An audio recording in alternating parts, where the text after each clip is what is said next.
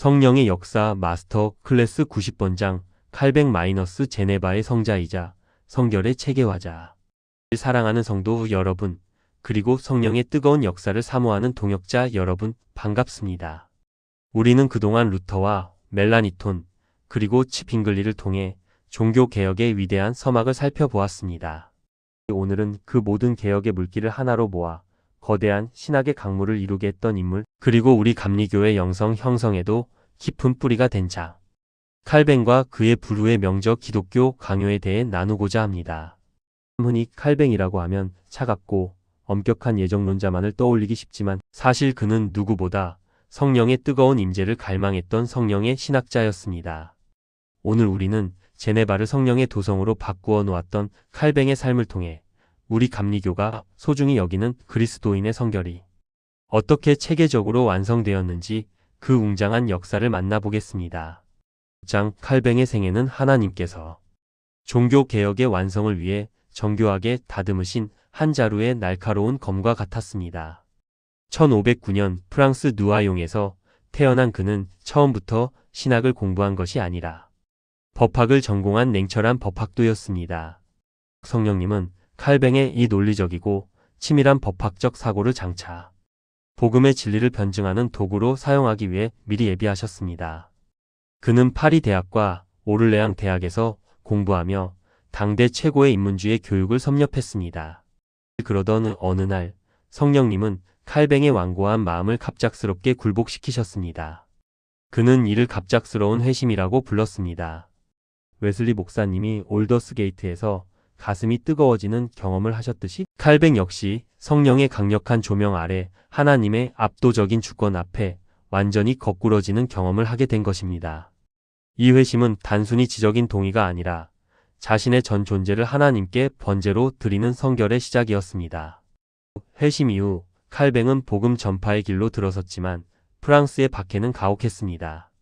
그는 친구 니콜라 코브의 연설문을 작성해준 혐의로 피신해야 했고 창문으로 줄을 타고 탈출하는 절박한 상황 속에서도 성령의 보호하심을 경험했습니다. 박해를 피해 스위스 바젤로 피신한 칼뱅은 그곳에서 당시 핍박받던 프랑스 개신교도들을 변호하고 복음의 정수를 알리기 위해 불후의 명저 기독교 강요 초판을 집필합니다. 1536년 그의 나이 불과 26세 때였습니다. 이 책은 단순히 교리를 나열한 책이 아니었습니다. 성령께서 전 유럽 교회에 주신 영적 설계도이자 죄인이 어떻게 거룩한 성화의 길로 나아갈 수 있는지를 보여주는 성결의 지침서였습니다. 칼뱅은 이 책에서 하나님을 아는 지식과 나 자신을 아는 지식이 신앙의 두 기둥임을 강조했습니다. 우리가 하나님의 거룩함을 깨달을 때 비로소 우리 자신의 비참함을 보게 되고 그 비참함 속에서 오직 성령의 전적인 은혜만을 붙들게 된다는 이 원리는 우리 감리교의 은총론과도 깊은 공명을 이룹니다. 칼뱅의 발걸음은 하나님의 섭리 가운데 제네바로 향하게 됩니다. 사실 그는 그저 조용히 공부하며 글을 쓰고 싶어 했습니다. 하지만 하나님은 그를 가만두지 않으셨습니다. 제네바의 개혁자 파렐은 도망치려는 칼뱅을 향해 무서운 저주 섞인 권고를 퍼부었습니다. 당신이 만약 하나님의 일을 거절하고 당신의 안일만을 찾는다면 하나님께서 당신의 공부를 저주하실 것이오. 칼뱅은 이 외침을 천둥소리와 같은 성령의 음성으로 들었습니다. 그는 자신의 의지를 내려놓고 나의 심장을 주님께 즉시 그리고 진심으로 드립니다 라고 고백하며 제네바 개혁의 무거운 멍에를 맸습니다. 이것이 바로 우리 감리교가 추구하는 완전한 헌신의 모습입니다. 성령님은 자신의 계획을 포기하고 하나님의 주권 앞에 무릎 꿇는 한 사람을 통해 한 도시를 변화시키는 기적을 시작하셨습니다. 칼뱅은 제네바에서 성령의 법이 지배하는 거룩한 공동체를 꿈꿨습니다. 그는 단순히 교리만 가르친 것이 아니라 성도들의 삶이 하나님의 영광을 반영하는 성화의 과정이 되어야 한다고 믿었습니다. 그는 기독교 강요를 평생에 걸쳐 수정하고 보완하며 성령의 역사에 대해 아주 깊이 있게 다루었습니다. 그는 성령을 그리스도와 우리를 연결하는 띠라고 불렀습니다. 우리가 아무리 지적으로 복음을 알아도 성령께서 우리 마음의 문을 열어주시지 않으면 그 복음은 죽은 지식에 불과하다는 것입니다. 이 성령의 내적 증거에 대한 강조는 우리 감리교인들이 고백하는 성령의 인치심과 구원의 확신이라는 뜨거운 체험적 신앙의 근간이 되었습니다. 지성은 성령의 불길을 담는 그릇이 되어야 한다는 것이 칼뱅의 확신이었습니다. 칼뱅은 제네바의 도덕적 타락을 정화하기 위해 철저한 권징과 교육을 병행했습니다. 당시 제네바는 도박과 방종이 가득한 도시였지만 칼뱅은 하나님의 말씀이 도시의 법이 되게 했습니다. 그는 성도들이 매주 성찬에 참여하며 그리스도의 영적 임재를 경험하고 거룩한 삶을 살도록 독려했습니다. 비록 그 과정에서 엄격한 규율 때문에 추방되기도 하고 많은 반대에 부딪히기도 했지만 칼뱅은 성결함이 없는 구원은 가짜라고 외치며 타협하지 않았습니다. 이것은 우리 웨슬리안 영성이 강조하는 생활 성결과 매우 닮아 있습니다. 구원은 단순히 천국 티켓을 얻는 것이 아니라 이 땅에서 성령의 열매를 맺으며 하나님의 성품을 닮아가는 역동적인 과정이기 때문입니다. 성령님은 칼뱅의 손을 통해 제네바를 유럽에서 가장 거룩한 도시로 빚어가셨습니다. 칼뱅의 신학에서 빼놓을 수 없는 것이 바로 하나님의 주권입니다. 그는 온 우주 만물이 하나님의 세밀한 섭리 아래 있다고 믿었습니다. 흔히 예정론이라고 하면 인간의 자유의지를 박탈하는 차가운 교리로 오해받기도 하지만 칼뱅에게 예정론은 고난받는 성도들에게 주는 성령의 가장 큰 위로였습니다.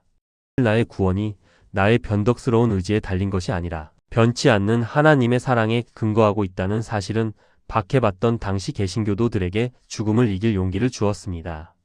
우리 감리교는 만인 구원론의 관점에서 하나님의 선행 은총을 강조하지만 그 은총의 주권이 오직 하나님께 있다는 점에서는 칼뱅과 마음을 같이 합니다.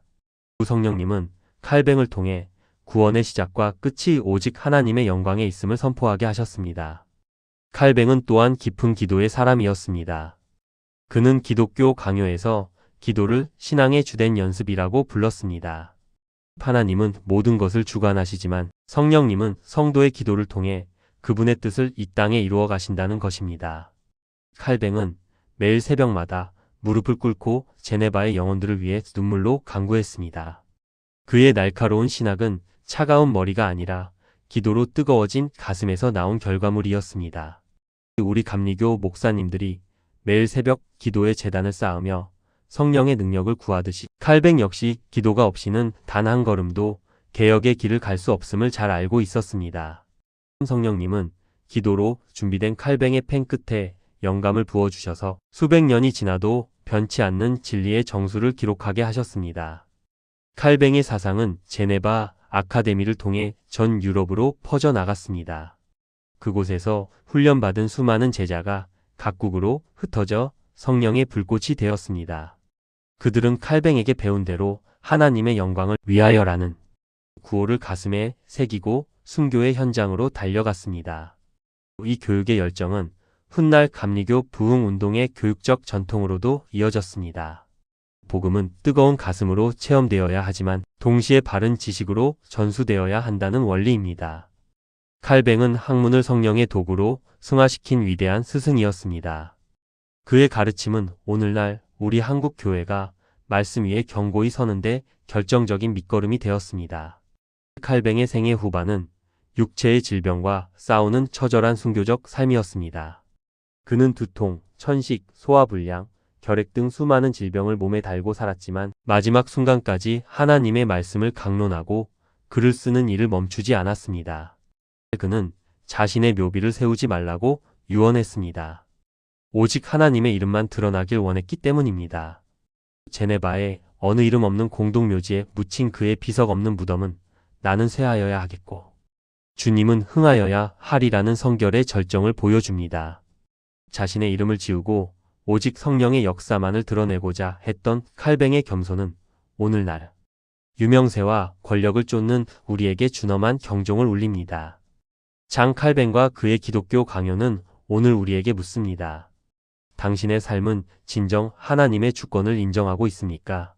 당신은 성령의 도우심으로 매일 조금씩 거룩해지는 성화의 길을 걷고 있습니까? 칼뱅의 신학은 단순히 장로 교만의 전유물이 아닙니다. 그것은 하나님을 경외하고 성결한 삶을 꿈꾸는 모든 그리스도인이 공유해야 할 영적 보화입니다. 우리 감리교인들도 칼뱅이 보여준 그 철저한 말씀 중심의 신앙과 하나님의 영광을 위한 헌신을 본받아야 합니다. 성령님은 오늘 우리에게도 칼뱅과 같은 단단한 지성과 웨슬리와 같은 뜨거운 가슴을 동시에 요구하십니다. 사랑하는 성도 여러분, 오늘 우리는 칼뱅이라는 거울을 통해 우리 자신의 신앙을 비춰보았습니다.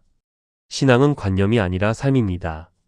지식은 교만이 아니라 찬양이 되어야 합니다. 칼뱅이 제네바의 거리를 거룩한 성령의 전당으로 바꾸었듯이 여러분이 밟는 모든 땅이 하나님의 통치가 임하는 성소가 되기를 간절히 소망합니다. 성령의 거민 말씀으로 무장하고 하나님의 영광을 위해 여러분의 심장을 기꺼이 주님께 드리십시오. 하나님은 그렇게 준비된 한 사람을 통해 이 땅의 제2의 제네바, 제2의 성령 부흥을 일으키실 것입니다. 우리가 칼뱅의 영성을 이어받아 성결한 삶을 결단할 때 한국 교회의 미래는 다시금 밝아질 것입니다. 주님의 평강과 말씀의 능력이 여러분의 삶에 늘 충만하시길 기도하며 다음 시간에는 더욱 은혜롭고 웅장한 제네바의 개혁 현장으로 찾아뵙겠습니다. 감사합니다.